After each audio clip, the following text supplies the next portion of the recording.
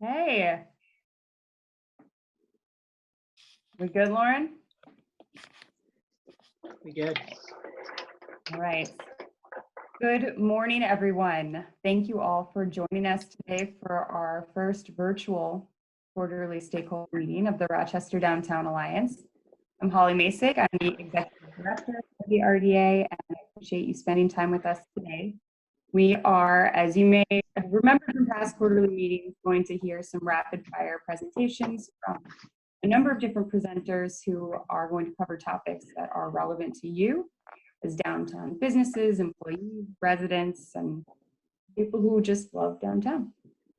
We have a number of speakers today. They each have 4 minutes to speak. In the past, we've done this as a PechaKucha with 20 seconds per slide. We decided to be gentle with everyone and not demand the 20-second positions, but we are holding them all to 4 minutes. You are able to put questions in the Q&A box as we go, and then at the end of the presentation, we'll gather those up and you'll be able to direct those questions to the speakers through us. We'll facilitate that. So if you have a question for a specific speaker, it would be helpful if you could note who that is in your Q&As. So without further ado, I'm going to ask Lauren to bring to a slide to talk a little bit about some of the collaborations that have been going on downtown lately, so we can make some acknowledgements, and then we're going to move straight into the presentations. So Lauren, would you bring up the next slide? Thank you. So a number of people represented today and speakers are also part of some amazing collaborations that have come out of this era of COVID-19 that we are all in. And this is, people use words like unprecedented, weird, calamitous, I think was covered earlier. This is definitely different and bigger than anyone has ever seen before, and all of our organizations are responding differently and meeting the needs of their constituents. But one of the most amazing things to me as a relatively new member of this community is how quickly all of those organizations have been mobilizing to try to help their community as efficiently as possible. And so RDA has been privileged to sit in a place between the economic and business community and the nonprofit community, and wanted to speak to a little bit of the work that both of those sets of organizations have been doing.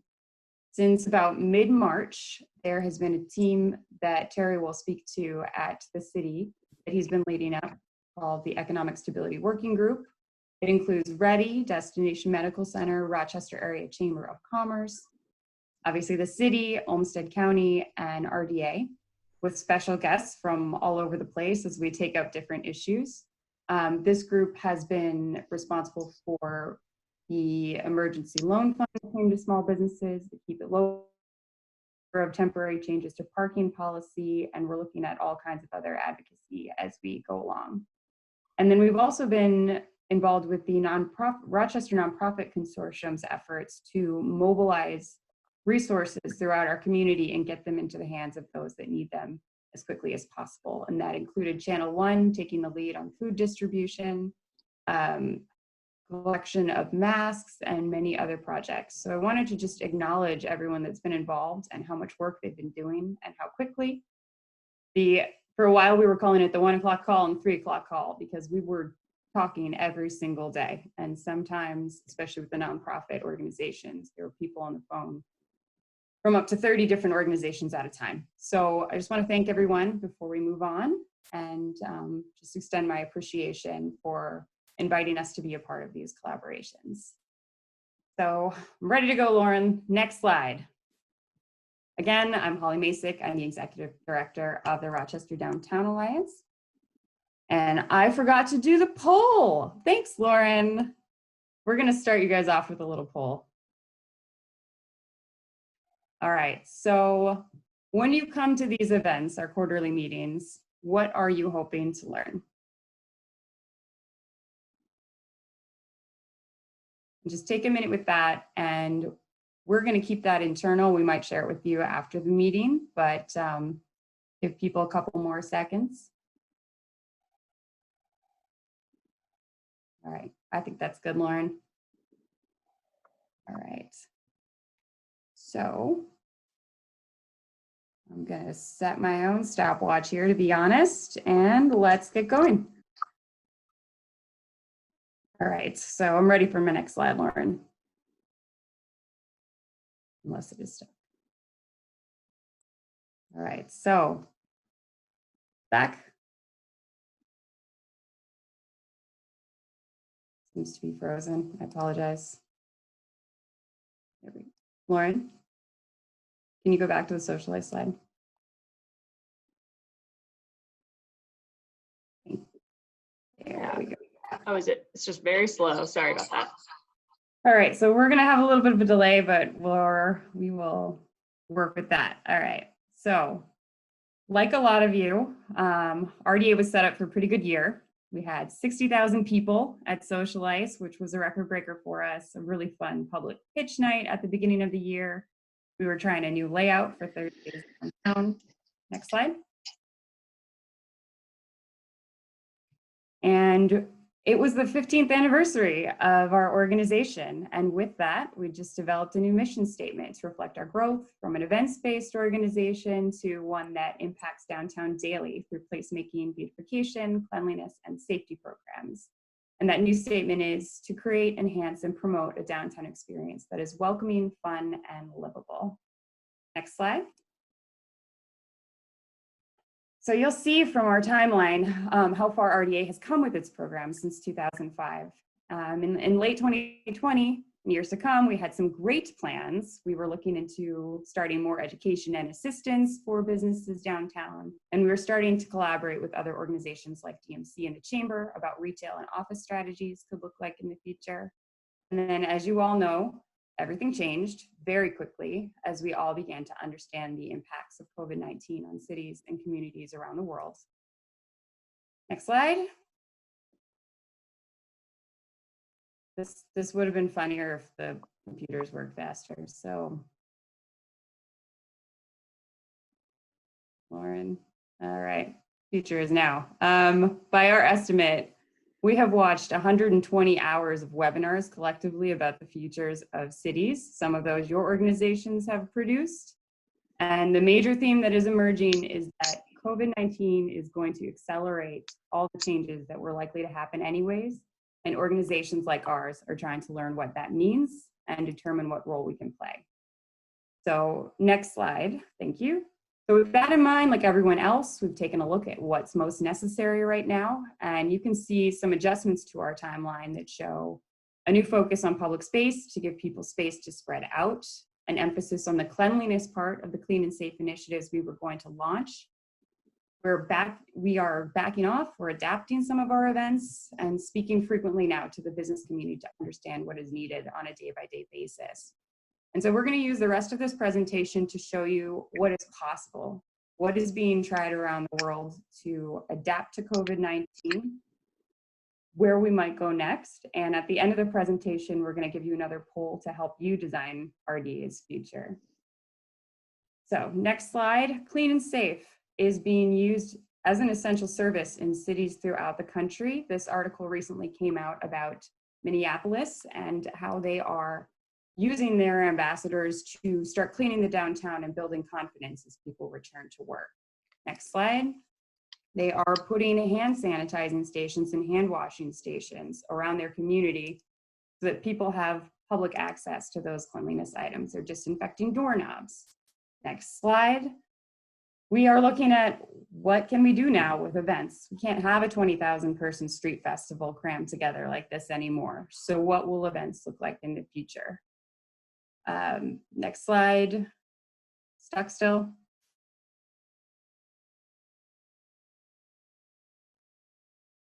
Lauren, where are we at? It's right on my end. Sorry, it's just very slow, I think, to transfer. Yeah, it's all right. We'll take the next one after that. So we're looking at dispersed models like the farmer's market has been trying. We're looking at models from your car, the drive-ins that are being tried around the country. We are looking at virtual marketplaces where we can bring artisan sales, music, and some version of food and beverage, as well as the social aspect of Thursdays Downtown online. We are looking at what our restaurants and businesses going to be like in the future. It will be a long time before consumers feel confident going inside restaurants. So cities around the country and around the world are starting to explore what outdoor dining looks like. They're taking diagrammatic and systematic approaches. They're looking at using parking spaces for extended cafe seating. Some cities around the country are putting their restaurants out in parks now. Others are shutting down streets entirely and letting their restaurants extend into the streets. And then we're also taking a look at how we can help our retailers and our street front businesses as people need to move outside. So whether that's having consistent open for business signage and indications of hours and opening, or whether that's looking at discussing long-term incubation strategies, pop-up strategies, or working relationships between landlords and tenants. And then finally, we want to know what you think. I went over my time, but we had slide delays. We're going to put up a poll now of where you think RDA can go in the future, and we're going to share those results with you at the end of the presentation. So thank you very much for your time.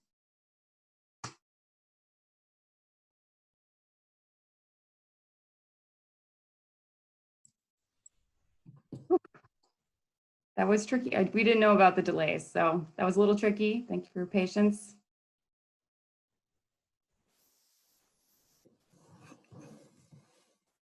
All right, give you a couple more seconds.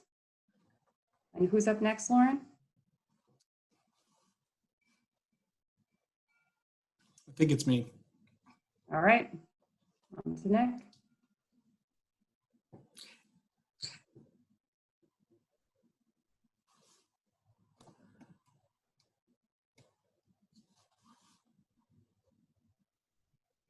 All right, I think you're good to go. Well, good morning, everyone. Thank you to Holly and Lauren and the team at RDA for giving me an opportunity to share some transit updates today. I'll take a few questions at the end here, or feel free to send an email to me at that address.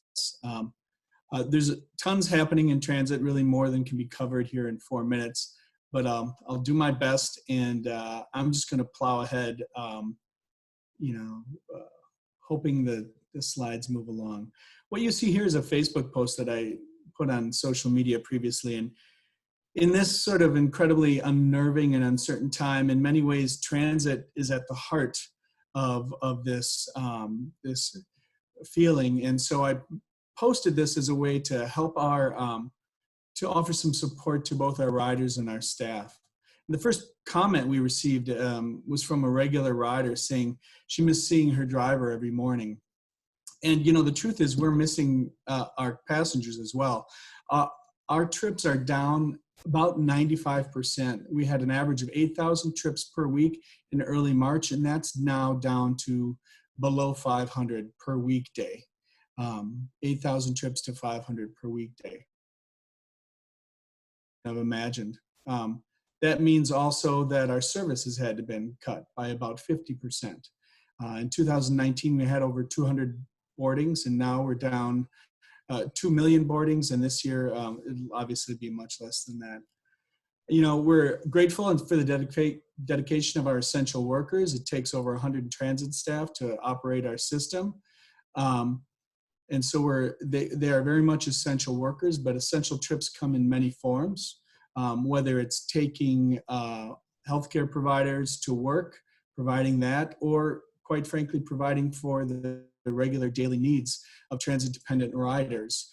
Transit is an essential service, and we take that very seriously. We're poised to return stronger than ever. We're anxious to get back, but we realize we must take this return as a measured approach, something that anticipates the demand, but provides for safety and prioritizes the well-being of our community. So next Monday, for example, we're already introduce park and ride service, but we're not losing sight of our long-term goals to provide excellent transit service. So we filled a couple long vacant transit team positions, and we're proceeding with planned enhancements. And most importantly, we're not losing sight of the long-term goals as well. We're continuing to study, craft, and to set in motion what we think is a bold long-term vision for transit in Rochester. Regarding safety, we're operating with enhanced cleaning protocols, daily deep cleaning and sanitizing, as well as periodic static spreader that we now have for disinfecting our vehicles. But our personnel are also wearing protective equipment. We have new passenger policies, such as face covering required, suspension of fare collection and lower occupancy limits. And we haven't stopped. We continue to explore new opportunities, options, and barriers. But we love transit. It's a tumultuous time for public transit. We're pleased that our funding partners in the FTA, Federal Transit Administration, and the Minnesota Department of Transportation are working alongside us at this difficult time. And so we think we can weather this storm. We believe we can. And really, in many ways, the importance of public transit and its vital role is really magnified. Like Holly was mentioning, this crisis has made us realize a lot of things. It's sped development of many things, but it's for our sake in public transit really magnified the importance of the work we do. And so I just want to thank everybody for that. And I invite your questions and comments at the end. All right, and it looks like I am up. This is Karen Lemke. I'm head of marketing and community engagement at the Rochester Public Library. And on Wednesday, March 18th, we had to close our doors to the public. I'm going to wait until my slide advances. And prior to the closure, we really did not, we never closed, even for snow days. We tried to stay open. We know a lot of people rely on our services. So this was really unprecedented, as a lot of things have been for a lot of people. The 2 days before we closed, once we announced that we were going to be closing, we had 21,000 items that went out the door. And typically we have about 4,000 that go out every day. So people really came in. But behind the scenes, we have been still working. So one of the things that we instituted was a call center, and that was really in response to a lot of calls coming into the emergency operations centers for the city, as well as the mayor getting a lot of phone calls. We're already still manning phone lines, even though we were closed. So it was a natural fit for our librarians to man the COVID-19 information hotline, and that has been continuing, and we do see that continuing in the foreseeable future, because a lot of people are calling in and have questions, and it's been a great use of our talents, our staff talents, as well as just the experience that we have. Aside from that, we're still answering regular phone calls just for library questions. So, you know, early on, we had a lot of questions that were COVID related, and those were being sent on to our emergency operations center staff to address, but we still are answering phone calls, and now we lean more towards library calls versus calls. Our busiest day, we had about 300 calls, and that was within this last week. So a lot of people calling in with questions, both that are COVID related and that are library related. Some of our staff was also deployed to help run the day center, which was a partnership with the City of Rochester, Catholic Charities, Olmsted County, as well as the Landing, Salvation Army. The center operates, it's a place for those experiencing homelessness to have a place to go during the day. Recently, the county announced that they will no longer be supporting the warming center, which is the overnight portion of that service. So we continue to have conversations at the city about what that means for the future of the day center. And we'll continue to have those conversations. That will be coming up Monday at the city council meeting. Aside from working the day center, we also have library staff that worked behind the scenes to develop a system for curbside pickup. We launched that on April 29th. We had about 1,000 items that checked out that first day even, and that continues to be about 1,000 a day, which is, again, smaller than what we typically see at the library, but it is popular enough that we have a line that does go around First Avenue and on First Street and to Broadway. That's one of our concerns right now with curbside is helping to get people through that line. We can only have so many people in the building, and it does take a while to get all of those items out and delivered, and it's obviously not right in front of our door, so it's been a little bit challenging, but we've been working through those issues, and that's been going well, and people are loving that service. And this whole time, even before COVID-19, we offered digital services. We have ebooks, audiobooks. This first graph that you're seeing is the number of users. You can see in March and April, this is year over year. So you can see a huge increase in the number of people who are accessing our digital materials. People really want to get those materials when they can't get them in physical form. They will use our digital services, which had already been growing in popularity.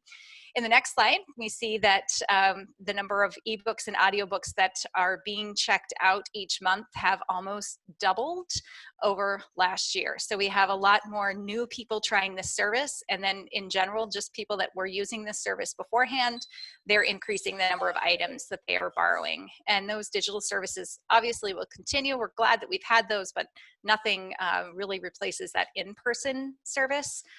We have been doing some digital programs. We had a mask making event, which was a big hit, virtual color time. We had some story time events, some online book discussions.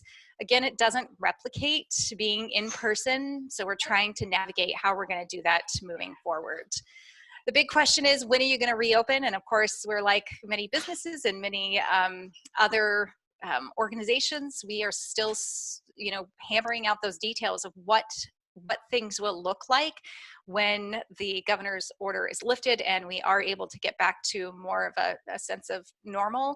But it's going to be a very, very different experience, as it will be for a lot of other people. So we will save our questions for the end as well.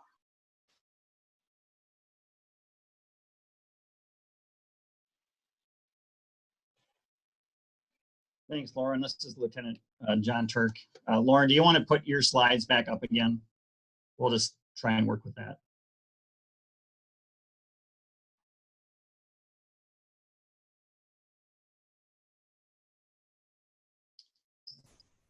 All right.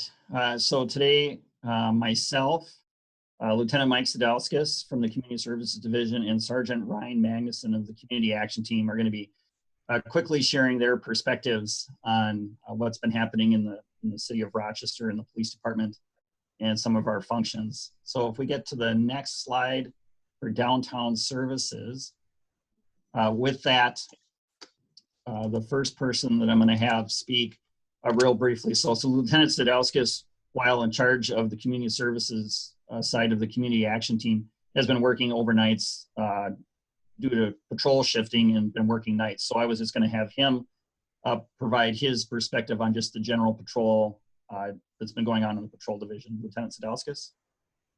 So besides the Community Action Team, I also supervise our intelligence unit. And anecdotally, after we first entered into this new phase with the stay-at-home orders, we saw what appeared to be a drop in call numbers, and our statistics bear that out.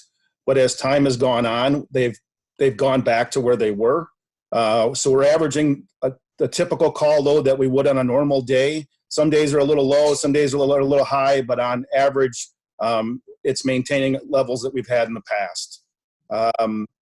We have also beefed up our patrol division with additional people to include some of the investigators, and that's going to continue on for the remainder of the summer, as well as we are going to be beefing up patrols in the downtown area. You'll see approximately 8 different officers working the downtown area.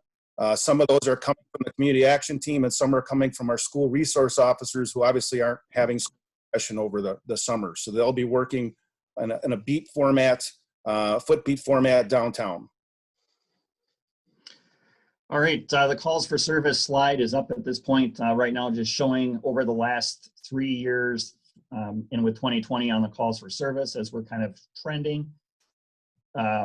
We're kind of starting to come back up, but we're about halfway through the year and the numbers are less than that. So right now calls for service have dropped, as the lieutenant has talked about, but they are kind of starting to rebound a little bit.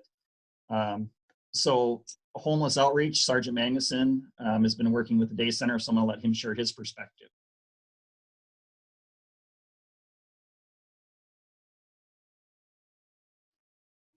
I'm not sure if Ryan's got a technical difficulty there.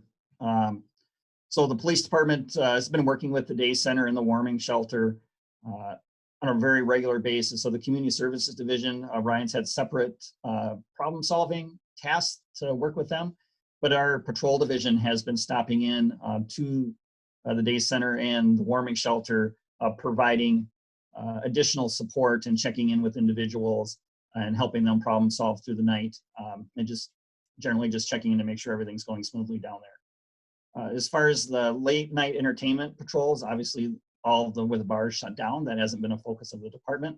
What we're watching as things begin to unfold and what that might look like in the future. But right now, obviously all those patrols have been canceled as their normal overtime activities, which have a financial impact. And obviously with budgets now, we want to lessen that. And then special event permitting, also that Sergeant Magnuson would be, obviously there aren't too many special events going on at this point. So right now we're just in a holding pattern. So Ryan's telling me he's back and can jump in. Ryan, do you want to touch on your work with the day center? Yes, I have been working very closely, as was mentioned, with by the library group, very closely with both the library team and Catholic Charities who are operating the day and night center at the Mayo Civic Center. We've been working very closely to make sure that we're providing a safe environment for all the employees of Catholic Charities in the library, as well as the clients that are using it. The community action team is also, along with the patrol division, is still providing patrols in the downtown area through the skyways and the parking ramps, maintaining that homeless outreach that we've been working so diligently on the last year to maintain those aspects and relationships that we have with people like Dan Fifield from The Landing and their outreach groups. So that's been a really strong success. Kudos to the library staff as well as Catholic Charities. You guys are doing a great job down at the Mayo Civic Center. We'll see that continue with our community action team and our patrol officers throughout the summer, like Lieutenant Turk mentioned about officers in the downtown area. We are still working on our dedicated downtown beat officers besides the community action team and our school resource officers that will be focusing on the downtown throughout the summer. We will also be selecting dedicated staff for after the summer that will be the downtown specific officers. So that will be coming as well. All right, if you want to just advance those slides, Lauren. The next slide was just calls for service. You can go to the next one after that. Just show the downtown felony level cases. They've been going up over the last 3 years. Obviously, we're kind of on a downtrend right now, and we'll be continuing to watch those. If you want to go to the next slide. Having to do with 2020 initiatives. Some of these I talked about before. Sergeant Magnuson's already touched on dedicated downtown beat officers. We're working on a selection process at this point.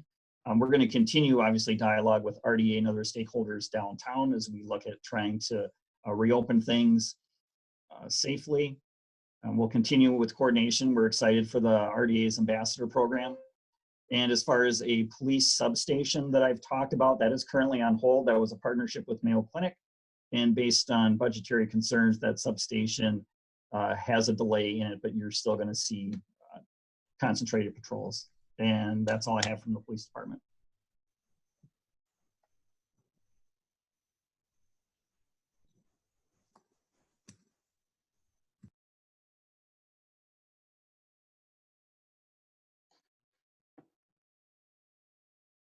All right, Vic. All right, up next we have Patrick Sieb with the DMC. Well, greetings. So Lauren, you are gonna rock this slide projection, right? I think that's a yes. Hi, everybody. Thanks, Holly and team, for hosting this. I really appreciate the opportunity to be a part of this. During the latter part of April, Destination Medical Center hosted 6 digital panel discussions under the theme of Road to Recovery, navigating the path to opening key sectors of the economy. More than 25 national and local leaders from specific sectors of the economy came together to share insights, ideas, and experiences as we work to reopen Minnesota.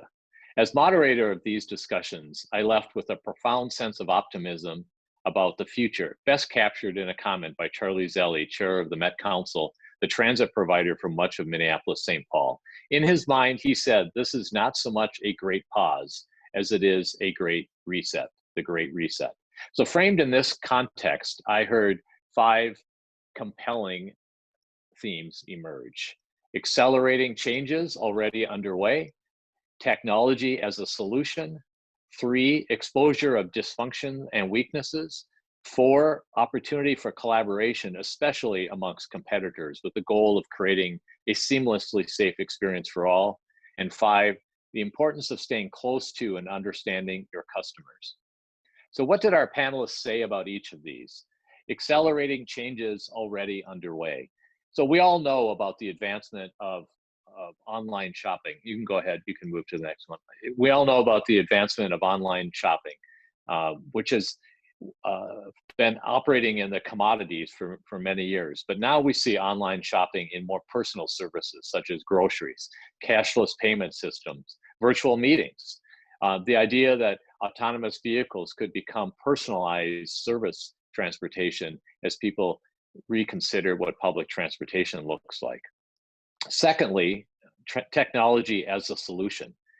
Technology as a solution coupled with analog solutions like face masks and hand washing and social distancing, but add to that technology like tracking, facial recognition, smart thermometers, antiviral surface materials, a whole range of technologies that can move from the hospital setting into the more common settings of homes and workplaces. Number 3, exposing dysfunctions and weaknesses. Essential workers delivering essential workers. That's what our transportation system has really reflected. But what we understand through COVID is that marginalized communities have been most affected, and small businesses have been disproportionately compromised as well. We have recognized the problem we have with supply chain dependence, and we also understand how polluted the air has become, how trafficked our streets had become, and the kind of high stress lives that we live. Number 4, collaboration for seamlessly safe experiences. This is an image of a construction environment where construction companies now, one time as competitors, are now working together to find solutions because they can't afford for one contractor to be infected and then infecting the rest of the construction team. But that's true across all sectors. There needs to be this gapless system, this chain of custody, because collaboration has become a competitive advantage. And 5th, customer connection. This message that we'll be ready when you are ready is the understanding that customers are going to take a while before they're ready to return, and that we need to show them, that we need to make visible what has historically been invisible, our cleaning standards. Being clear that we're trying to understand their expectations and making a personal approach to our relationship with customers, doubling down on engagement. With that in mind, there are really a number of takeaways. One, that the stage is set for innovation, and we're seeing an incredible amount of innovation going on here in Rochester already. Businesses that are recognizing that this is not a short-term problem, but rather this is a long-term opportunity to rethink their business model, to rethink how they deliver services, to rethink how they can affect change in the community. Second takeaway is understanding that Mayo Clinic is an extraordinary asset. I think we've all known the value of Mayo Clinic, but I think that understanding has grown exponentially as Mayo Clinic, both in the work that they're doing from a science point of view and a healthcare delivery point of view, but also the role that they've played in affecting the brand of Rochester. Mayo Clinic has been in the national and international spotlight for the last 2 months. And in that context, I think we have come to understand that communities are more than a sum of their parts, that it is really the combination of the hotel environment, the retail environment, the restaurant environment, our public spaces, our community organizations, our housing opportunities, the library, public services, public transportation, the airport, that we really need to create a seamless experience so that people understand that Rochester is the safest community in the country as people begin to return. And it's with that, I will end with this theme, One Rochester, as we approach the reopening of our economy. Thank you.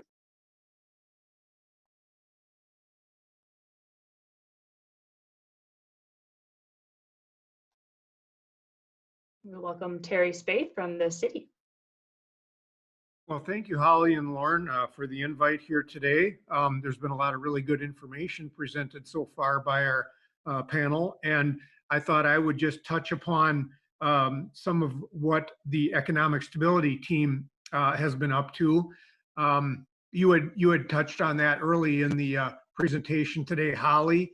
Our economic stability team consists of members from the city, the RDA, DMC, the Chamber, Ready, and Olmsted County. And back in mid-March, when things were starting to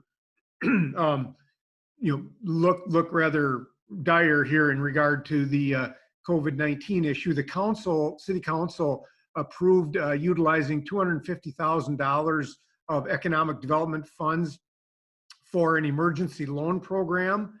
And so our economic stability team worked through basically putting a loan program together that would provide emergency loans of up to $25,000 on a real low interest rate, a 1% interest rate, with a repayment schedule over 3 years, and a max loan per business of $25,000.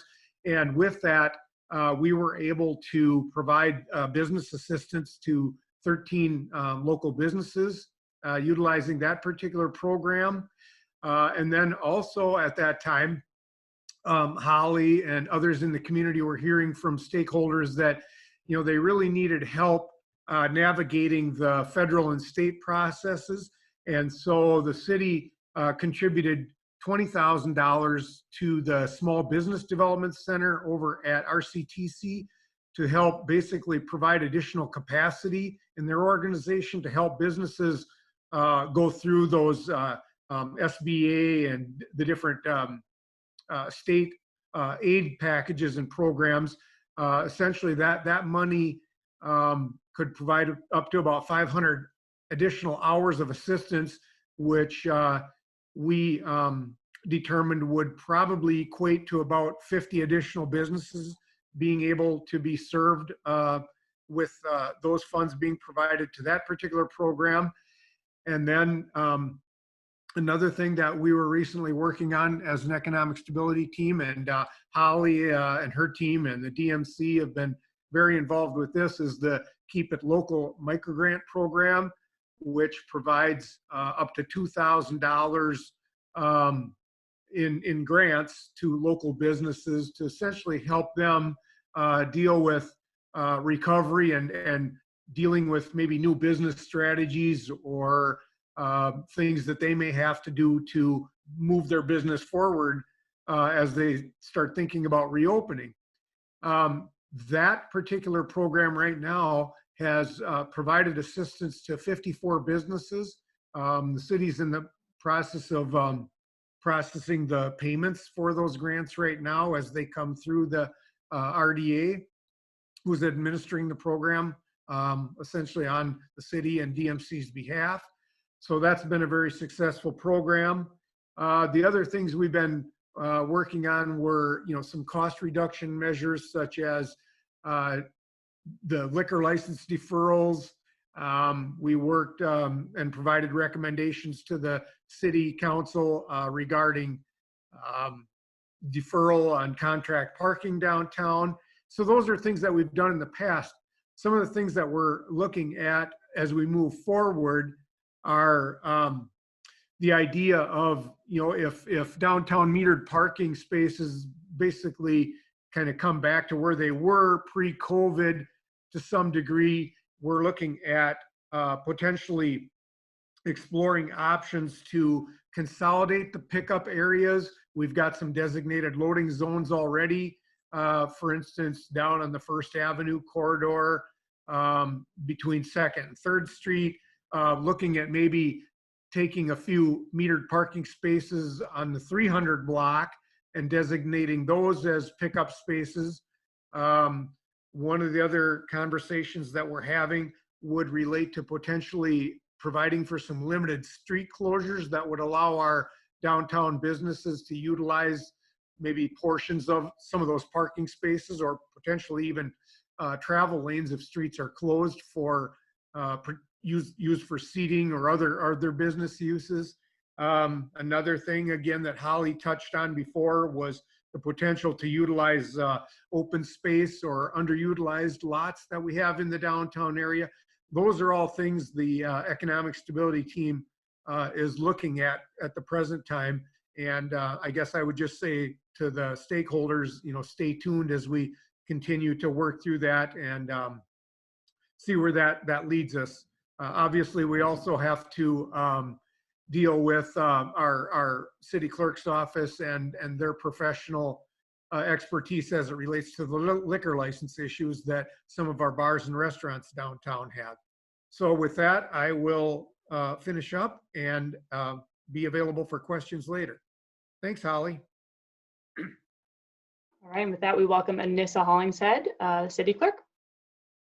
Thanks, Lauren, and thanks, Terry. I will build off of some of what Terry shared as well and get into that, but do want to just talk a little bit broadly about our office. So I'm Anissa Hollingshead. I'm the City Clerk and the City Communications Director, and our office works in a number of different ways across the city, kind of helping to connect different city departments as well as the public with government operations in different ways. So just like to ground folks in kind of the scope of the work that we do and what that entails. We have had a small team of folks who have continued working out of City Hall during the time that the building has been closed to the public. And we are now working hard on plans for a safe reopening for the public, for our stakeholders, and for our teammates in City Hall, beyond just the clerk's office as well, to make sure that we can continue providing quality service in a manner that is safe and effective for everyone. I do want to highlight as well, during the time that City Hall has been closed to the public, we have put in place a number of things, some which already existed, but that we've been able to build upon to help give people an opportunity to still continue transacting different business that they need to with the city. So for things like parking tickets or residential parking permits, business parking permits, all of those are things that people can do entirely online in terms of paying your parking ticket. You can do that online. We remove the service fee. So the city is covering the cost of the service fee at this time so that folks can make their parking ticket payments if they still have some. There's been limited enforcement in the last couple of months in an online setting. They don't have to come down to City Hall. We do have drop boxes available both outside of City Hall and just inside of the entrance to the government center that is open right now, so that folks can drop off documents and materials that they need to if that's a need. But again, having as many things available online is a huge priority for us right now so that folks have those different options. Other online things would be with our assessment payments. You can make those online by check, and starting this week, actually, we are able to take credit cards for those payments as well. And of course, our different licenses and permits that are administered by the department are also available largely online. So the applications have moved online. Materials can be submitted electronically, either uploaded directly into the Citizen Access portal for the licensing software, or emailed to our office, so that, again, as much as possible, business can continue in this time of closure. And at a point where we start the reopening process, these options will not go away. And so people will be able to come down to City Hall again at some point in the future, and we'll be able to make those payments in person or submit materials in person, but we will be retaining those options to do that virtually as well. for the convenience of the public and the safety and protection of the public and our teammates as well in City Hall. We realize that that personal service is really important and needed, so it will still be an option, and we are working hard to get back to that place. But with these new and expanded options for virtual service also existing. One area that is going to be coming upon us very quickly is around elections. And so we will be opening City Hall on a limited basis starting next Tuesday, May 19th, for the 2-week candidate filing period.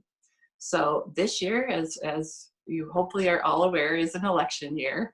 And for city offices, we have 3 council wards on the ballot, wards 2, 4, and 6. And of course, Ward 4 is our downtown ward, so it certainly impacts a number of you as stakeholders. And then also our council member at large, and that is the person who serves as council president. So those 4 city offices will be on the ballot this year, and that is the candidate filing that is opening next Tuesday. There was legislation that was just passed over the weekend that will allow for electronic filing. And as soon as this call ends, I'm jumping on a different call with the Secretary of State's office to learn a little bit more about the details on that so that we can push those details out right away, hopefully later this afternoon or first thing tomorrow. But as well, we will be open for in-person filings. We're asking for folks who would like to file in person to give us a call and schedule a time to do that. But we will have a teammate at City Hall in room 104 set up and ready to take those filings in person. And that is May 19th through June 2nd. So if there are any questions about that, anyone's wondering about that, certainly give me a call. I do also want to note that today is the first day that you can request a mail ballot for August or November online. There's an online tool that links from our website to the Secretary of State's website that you can make that request to have a ballot mailed to you if you want to vote that way in August or November. In terms of our licensing, our liquor licensing year happens to start on April 1st. And so we realized that that was right in the midst of the beginnings of closures and things that way, and that was difficult for our businesses. We did waive all late fees for liquor licenses. Any licenses that start in April or May, we're waiving the late fees for, because we understand that it's a period of decision making for a lot of businesses, uncertainty, not knowing what's coming up next, and things that way. So we want to make sure that people are not being penalized for taking the time to think about what's their best next step is and what the timing of that is. Similarly, as Terry mentioned, working through the Economic Stability Group, we worked through arrangements for deferring payment of your on-sale liquor license fees until November of this year, if that is an option you choose. And we're also able to offer quarterly payments for all business licenses at this time period. So it's a little more on the administrative side for us, but we definitely realize that that's something that needs to happen to make things possible for our businesses in this environment. Similarly, we want to make sure that we are working with our businesses as much as possible and being as flexible as possible. Our goal when it comes to licensing is not to bring down a hammer of enforcement ever. It is much more so focused on helping with people to understand the requirements in place, and particularly when it comes to liquor, that's where our flexibility is a little more limited because we still have to operate within state laws. So we've had some loosening of some laws that were possible on the takeout side of things, for instance, for on-sale businesses. But we still have to make sure, especially as we talk about expanding premises, that we are looking carefully at what the state law allows when it comes to liquor as part of that. So our goal is not to make things more difficult for anyone by any means, but to help work together on different solutions that will be effective. If you haven't looked at our website, I'd encourage you to do that as well. On the city website, within the city clerk's section, there's a licensing page. And there is a page there that I know that Christiane in my office has been working with our licensees on, who are offering different takeout services with their liquor licenses, delivery services for some of the off-sale businesses, so that we can help promote what those opportunities are for our residents and through the businesses we license. Thanks.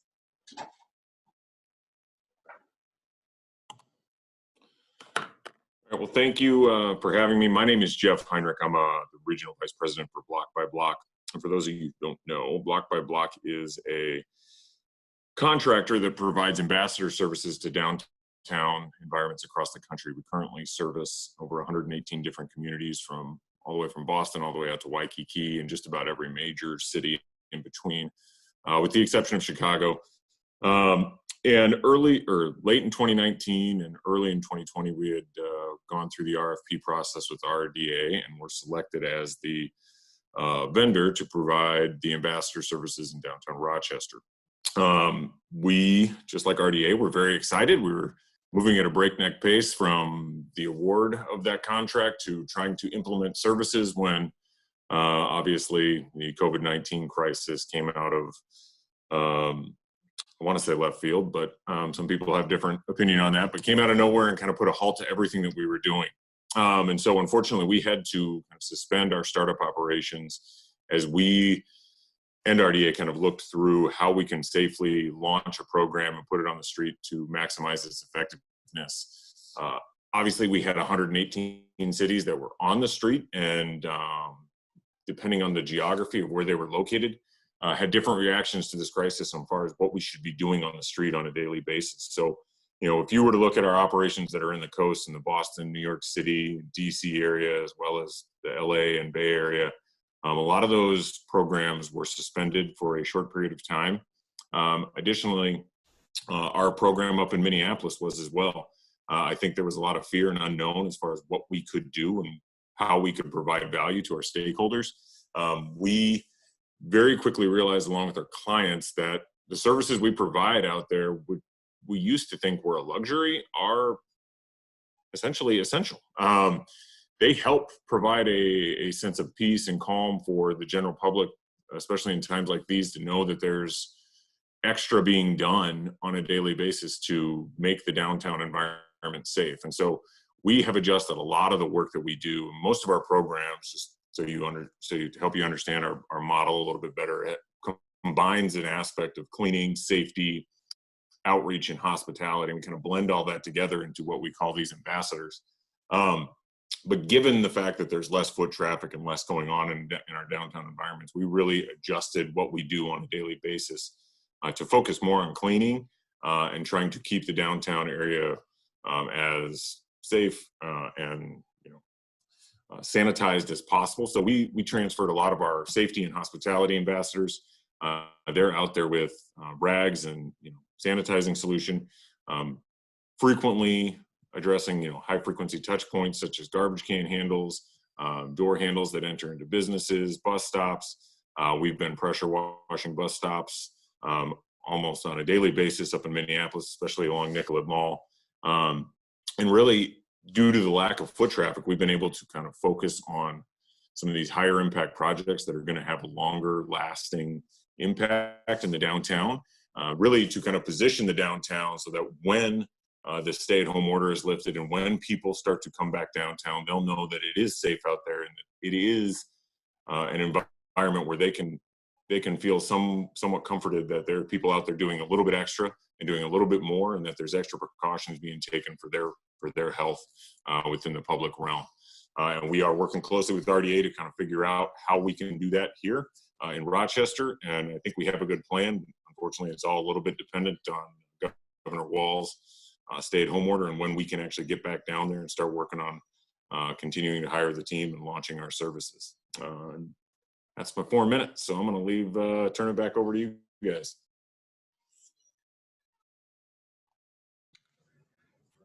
Well, thanks, Jeff. Good afternoon, everybody. My name is Graham Briggs. I'm the Director of Public Health for Olmsted County. And I will let you know, Lauren, I'm not sure what slides they sent over, but if there are some there, I'm happy to talk about them. I know that we're a little bit over on time, so I'm going to try to keep my presentation short here so we can get to the Q&A piece. But for those that aren't familiar with public health, local public health departments are all over the nation and are really tasked with looking at health and safety at the community level. So one of the things that we work on is infectious disease outbreaks and making sure that we limit transmission of that sort of thing in the community. So that's why you're seeing public health people all over the news and that sort of thing over the last couple of months now.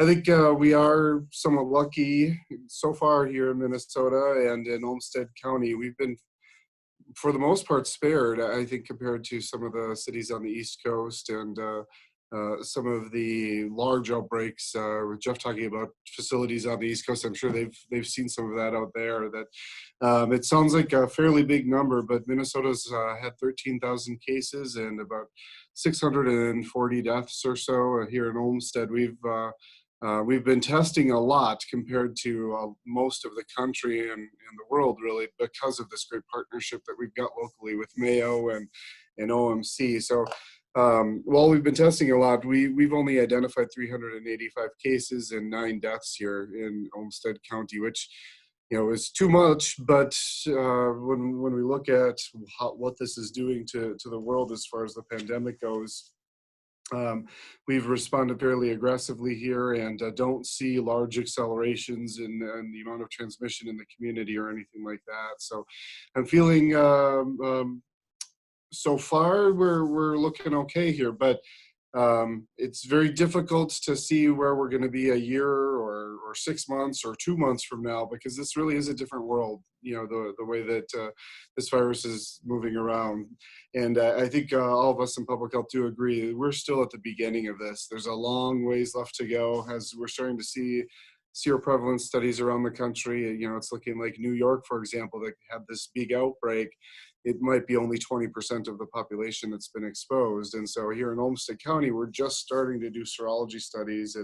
And if I had to bet on it, I would guess that we're going to see 1 or 2% maybe of our population has been exposed. But we'll see how that goes here. So we've got some time to go. I think for this group, I can mention just real quickly, we spent a lot of time on the stay-at-home message. I think we've probably used that up at this point. I think we can sense that the public is getting very stir crazy, and there's businesses opening all over the country. And so when we look at Rochester and Olmsted County, we're really trying to shift this now a little bit away from the stay-at-home and let people know that that sacrifice that people made bought us time. Here in Olmsted County, it allowed us to build a surveillance system for COVID that we didn't have. And that allows us to really identify and respond to cases after testing is done and do contact tracing and really contain this virus. I think because of this, we know now the cases that we're seeing here in Olmsted County, 85% of them, we can tell you exactly where they were exposed and how they caught this, which is really important when we're looking at starting to get back to work and open up restaurants and things like that. If we know where people are catching this, we can really work with those facilities to decrease risk and identify where there's a gap there in transmission. So we're really focusing, I think, now starting to move to not just stay at home, but as you start venturing out from home, stay safe. And that's something that we really need to be working with business partners on as well as the community on is creating a safe environment for customers and really encouraging and working with the public to understand that they're part of this big community. We all are together, and it's going to really take all of us doing things that we're not used to, like staying apart from each other, even if bars open up, that people are going to sit at tables, for a little while until we can weather this storm. And so I've heard a lot of people over the last hour now talk about how things are going to look different. And while I think over time they're going to go back to the way that they've been, or we'll have that opportunity, I think we're learning a lot about things like mobile working and different ways to do things that maybe we wouldn't have discovered without needing to try something new. And that helps to create a new environment with some innovation happening. So I'm kind of excited to see how businesses really think out of the box and start evolving the way that they're doing things. And so with that, I could go on, but I should probably quit here and let us move on to the next part here. Thank you so much. Thank you to all of our speakers. This has been great to hear your perspectives, hear how you're adapting, how you're looking towards the future. We're getting close to our hour, but we have a little bit of opportunity for Q&A if you have questions and want to post them in the box. And while you do that, if you choose to do that, we're going to put up 2 quick polls to understand a little bit about you and how you found us. So first one is, tell us about yourself. Who are you as related to RDA? Put that up for a couple seconds. And again, if you have to run and you have questions for any of our presenters, you can feel free to email us at info@ourdowntownalliance.com, and we will share those questions with the presenters. And let's do the next poll.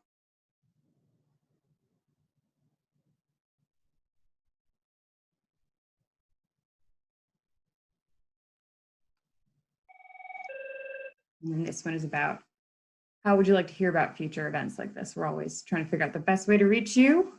Posters used to be really useful, but not so much anymore. So just let us know what works for you. Graham, we have a question for you. Is a mobile app, would that be helpful to control spread and trace contacts? If so, a question about why hasn't that been pushed more? So whoever asked that, that's a great question. That is something that some jurisdictions around the country have started using. I know that there's been some use in Europe. There's actually been widespread use in some countries in Asia with these apps that can detect if your phone is within 6 feet of someone else's phone. So there's the benefit of this kind of automatically pinging and happening and identifying people like at a grocery store or something like that. I think as we started looking at this just in Olmsted County, I think we've got a number of concerns about how this might work locally here. And number one is that in a country where you can mandate that everyone has to use this and people have their phones with them, it's a little bit better at pinging each other back and forth and identifying contacts. I've got concerns about if you ask people to use this, that our uptake, if you go through their grocery store, what percentage of people would actually voluntarily download this, turn it on, use it. And, secondarily to that, there's a big part in contact investigation that you want to have this human connection, because people, when they get a random call from the government saying you've been exposed to a novel pathogen and are at risk of getting sick, they're scared. This is a difficult spot for people. It's very stressful. And so, in my experience doing this sort of stuff, having a human to talk to, particularly, like an RN or somebody that really has those skills at helping people understand the situation and make sure that they understand what isolation at home means. And, if they need to get medications or food or something like that, making sure that they've got an avenue to do that, I think is a really important part of contact tracing. And so I think we're looking at all utility, all potential options here, and we might get to a point where we have to automate some of this. But as far as we can, the more human-sided we can make this, I think the better. Okay, thank you. I'm going to take a parking question, then I'm going to come back to Graham with another question. So we have a question from Melissa to, I think, probably to Terry. Did we talk about parking ramps and meters and when they will be enforced again? We didn't specifically talk about when they would be enforced again, because I don't know the specific date of that. I believe the thinking is that that would kind of go back to pre-COVID sometime in June, if not at the beginning of the month. There are folks on our public works team who specifically our parking director and others having those conversations, but I don't have the details on that at this particular time in terms of a specific date. Thanks, Terry. Mm-hmm. And let's see, question back for Graham again. When do you think we'll have the antibody test available on demand to county residents? These are some hard-hitting questions, Graham. Well, anytime in this current world environment, I feel like anytime I get to give good news is an opportunity that comes along rarely, but I really relish it. So I can tell, it looks like Christopher asked this question. So Mayo was one of the first in the nation to get FDA approval for serology testing. There's a number of different avenues of testing that are currently developing, from looking randomly in our community at who might have antibodies and potentially immunity to this, to understanding what immunity really means, to looking at high risk, like first responders and things like that. But for the average person right now, OMC does have serology testing available through your primary care physician. So, so you can actually call your doctor's office right now if you're getting care through Olmsted Medical Center and get tested today if you'd like to. All right. Are there any other questions to our speakers today? Okay. Well, I want to thank you all for the time that you took to spend with us, our speakers, and also our audience today. We're going to share some information summarizing this presentation with everyone on our stakeholder list after. But feel free, if you think of questions after the fact that you'd like to direct to any of our speakers today, if you'd like to direct questions to each other speakers, you are welcome to. Just email us at info@ourdowntownalliance.com. And we look forward to connecting with you all in the future. Thank you for all the work that you're doing to help our community adapt to COVID right now. All right. Thanks so much, everyone.